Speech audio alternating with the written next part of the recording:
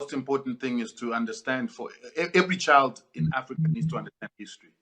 And the very first part of history that they need to understand is why is it that the European came to Africa and what were they looking for in Africa?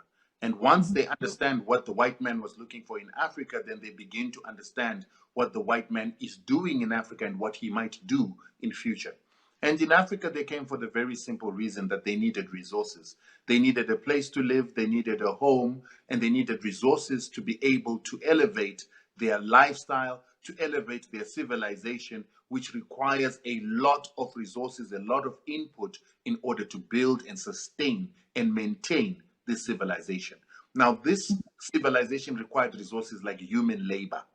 If you understand that slavery is what actually took the Europeans from the agricultural era into the Industrial Revolution, and that was done purely on our labor. We became the tractors, the combine harvesters on their farms. And because of that, the output increased. With the increase of output, their standard of living lifted. That standard of living is what brought them to be able to invest in other technologies, invest in innovation for them to be able to set themselves up. Now they've created this system.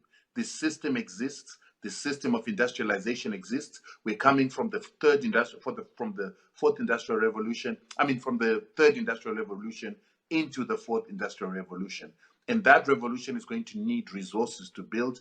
Those resources are going to be built by resources once again, and that requires human labor together with human markets, our natural resources, and a market for those finished goods that are made from those from those resources.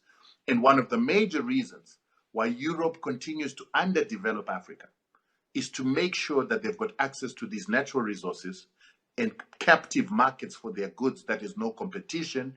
Africa offers that. And they also try to make sure that they're going to stop Africa at all means to have the capacity to process their own resources, because that's how they maintain jobs in Europe. They need our resources to live here as ore, get onto their ships, go into Europe.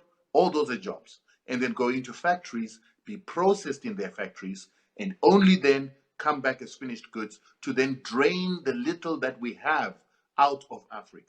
It is also the reason why after the Second World War, if you remember that the Second World War was fought to liberate Europe from the oppression of Germany. At least that's what the textbooks say.